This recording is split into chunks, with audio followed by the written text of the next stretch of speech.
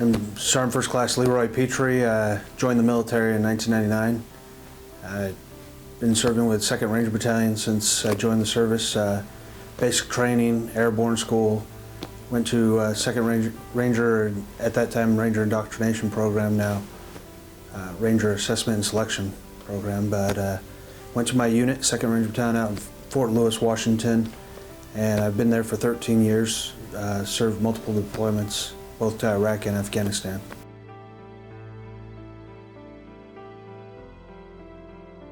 Well, on May 26, 2008, which was Memorial Day that year, we had gotten called up on a mission. It was a daylight raid, which is rare for Rangers. We normally operate during night when we have the full advantage of taking I guess, I don't know how to explain this, the surprise of attack on the enemy. And so that morning I was up before most people, except for those few people running in our talk, and I go inside and they tell me to start waking up people that they think they got an objective for us. And we normally go over after the high value targets, and so I knew at this point it was high alert. Started waking up all my guys, telling them to get their kit ready and checking over my own. Well, a couple missions before, we had gotten stuck out longer than expected, and there wasn't, guys were getting complacent. We didn't have a lot of, I guess, lickies and chewies, as we call them, which is great for morale. When you're sitting there, you're hungry, you're just waiting to see when are you going to get pulled out, when's the next bullet going to fly by your head. So something I did was I ran to the chow hall to grab some snacks from our dining facility, throw in my pack for the guys in case we got stuck out. And as I walk into this tent, I see it's just decorated like the 4th of July, red, white, and blue everywhere. And we were so busy that rotation, we were going out almost once a night, twice a night sometimes, that you lose track of time overseas. And I looked at the tent, the decorations, I said, what's going on?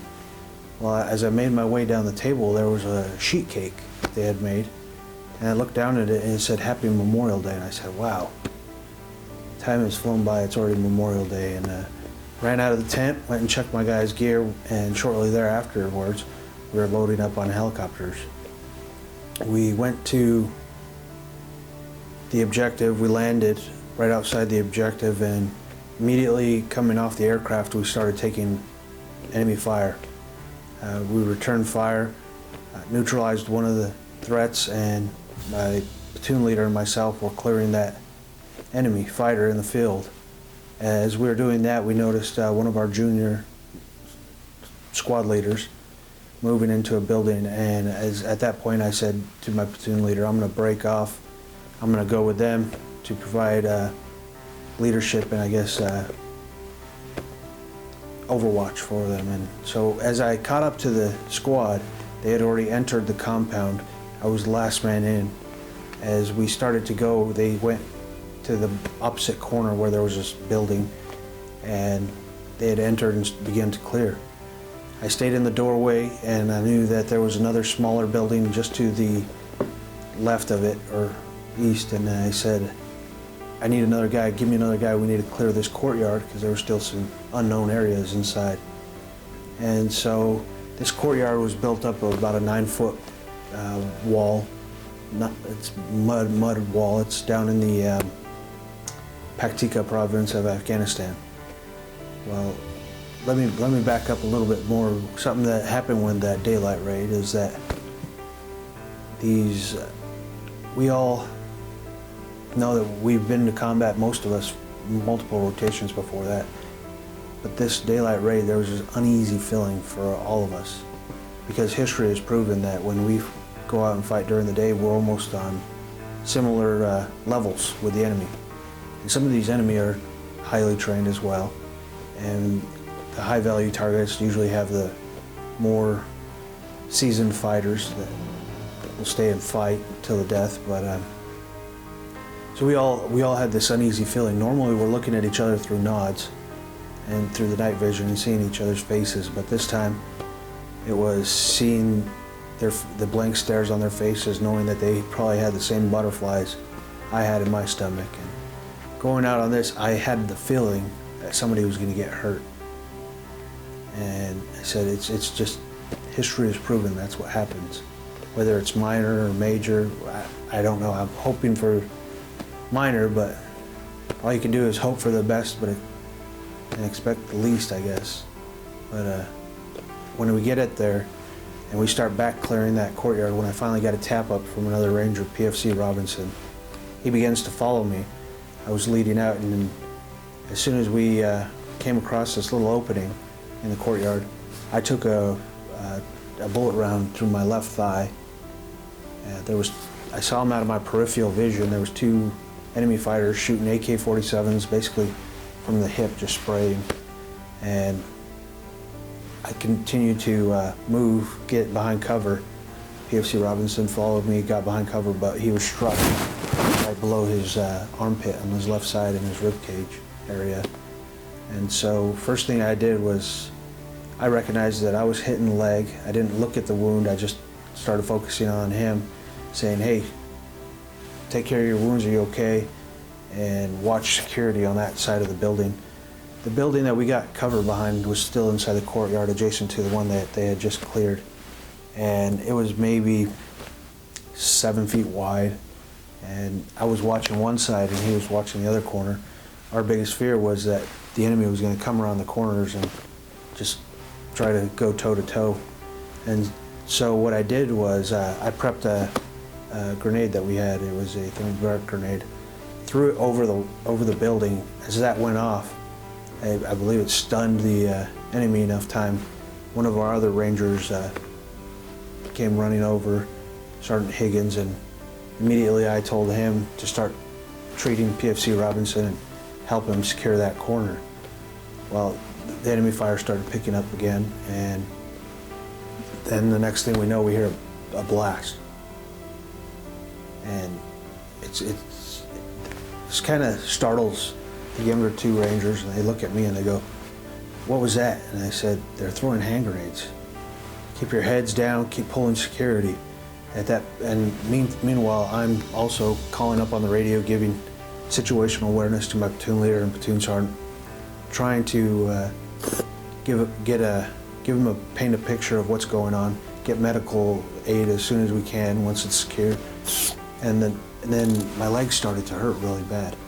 I thought the bullet had lodged in my left thigh and it'd be dug out later because I was running fine. Well, I sat down and I was pulling security, and as I looked back to check on my younger 2 rangers, we were probably 3 feet apart or so.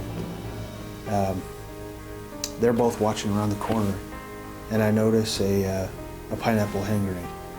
We haven't used pineapple hand grenades in a very long time. And so noticing that it was a threat to my guys, and it probably would have killed them had it exploded, I figured if there's time to see it, there was time to react to it. And immediately I grabbed it and I leaned back over to toss it away from them. And as soon as I opened my hand to let the grenade go, the grenade just exploded. But something that I think helped me was I had thrown it with all my force, so my head was down, and a lot of the shrapnel went into my helmet. My eye protection saved my eyes, and it was just a loud blast. I sat back up and immediately felt that my right arm was lighter, and it looked at it and it was bleeding. It was like somebody had taken a circular saw and taken it right off at the wrist. There was a little bit of tissue hanging around the edges. The radius and the ulna were poking up about a 1/4 inch, and it was oozing blood. Well, for a second there, I looked at it and I said to myself, well, how come this thing isn't spraying 3 feet in the air like I see in the Hollywood movies? But then I snapped back to reality that, hey, this is serious, you gotta take care of it. And I grabbed a tourniquet, put it on my arm, tightened it down so the bleeding stopped. And immediately checked on my younger guys, made sure that they were okay. I think they got minor shrapnel, but then got back on the radio, gave an update to the situation.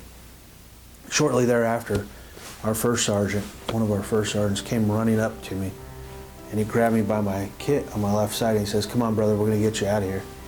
I kind of held his hand, and I said, in an attempt to push it away, and I said, "You're not taking me anywhere till you take out these guys that are laying down fire on us." And he, knowing that I was coherent and still treating myself, he said, well, every soldier knows the best thing you could do for somebody that's injured is neutralize the threat before there's more casualties.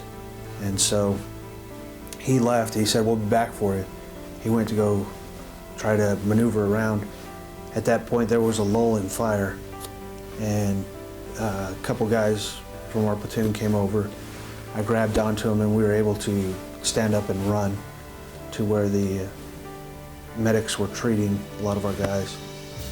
I didn't see it happen, but what had also occurred in that same courtyard was a couple other Rangers had come out in an attempt to help us out, and when they did, it was Specialist Gaither Cole. He was laying down fire and then pulled back behind a corner of the building. Another enemy fighter was in a position across from him and shot him, and he was killed. And we ended up getting to the casualty collection point, and these medics are treating a bunch of guys. I see guys on the ground. I see the guys that were next to me coming in and getting treated, and a medic runs up to me and he says, "Sergeant Petrie, we need to start treating you." And I looked at him and I said, "Doc, I already got a tourniquet on this, I'm good, help those guys." He says, "We got enough medics and people here to treat them. I need to take a look at your legs." At that point, I looked down, and both my pant legs were bloody from below the waist down to the boots. And so mentally, I didn't want to leave the fight. I didn't want to leave my guys. I figured if I could control radio, I could control assets, I could control fire, maneuver, and then reality hit. It said, you know what, the mind says keep going, but the body needs juice. And so I sat down. At that point, they started to cut off my pants and apply tourniquets to my legs. And shortly thereafter, they're pulling me up to the medical evacuation site where the helicopters are going to come in.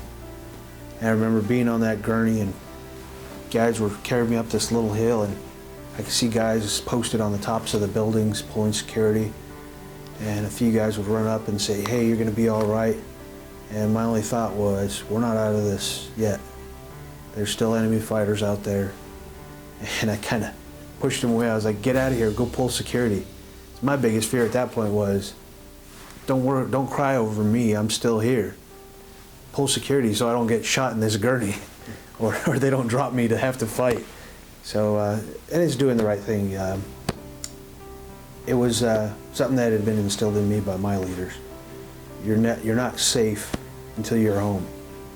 And so we got on the helicopter. They medevaced me to a close airfield, and then we heard that it was about 30 minutes before our aircraft would come and get us. And shortly thereafter, I got induced with a lot of narcotics, so I woke up in Germany, and that was the first time I got to call my wife.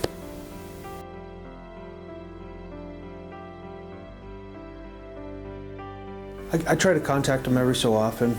I know one of them, they both stayed in the military for a couple more years, and one decided to get out, go to college in Florida, and then I believe moved to North Carolina not too long ago. And the other one, I believe, is doing contracting overseas.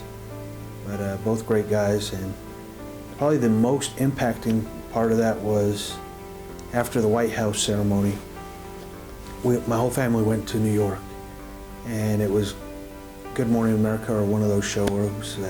We're all sitting on the couch, and they looked at my son, who was 7 years old at the time, and they said, "What do you think about your father receiving the medal, going to the White House?"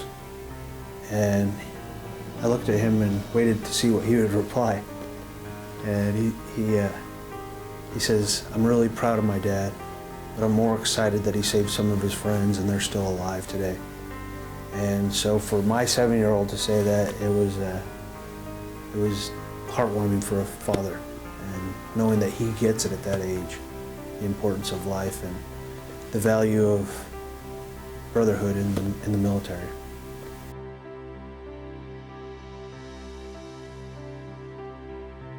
You know, there's a lot of recipients that are doing good things. A few of them are doing public speaking and stuff like that. And when I joined the service, I joined it because I loved military service. I had family members that were in the service. They never talked about their service, but they had pictures on the wall that I knew it was something that they were proud of in uniform. So that as people entered their living rooms, the first room they enter into the house, there's a picture of grandfathers, uncles in uniform.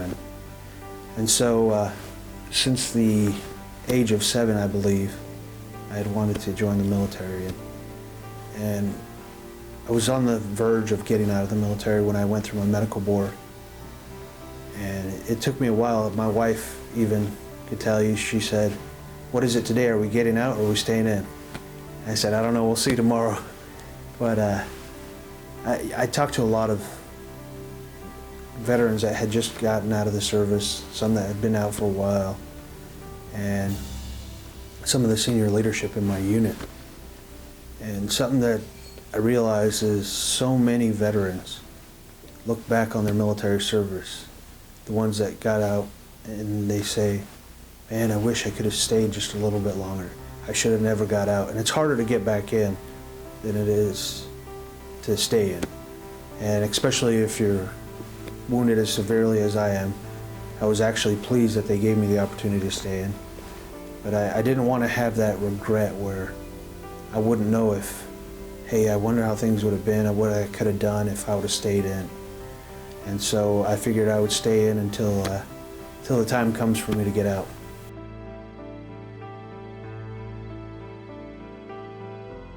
Our youth is our future, and I think there's no better thing than to have great values or to reinforce the values that they may have already learned at home.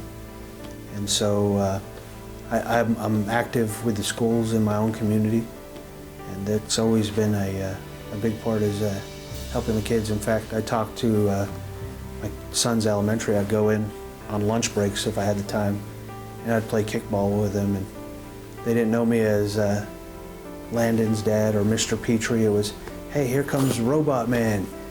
And so it was neat. I brought in a lot of my prosthetic attachments and showed them how they worked and the new technology, because maybe one day one of those children will become interested in robotics and develop an even better prosthetic.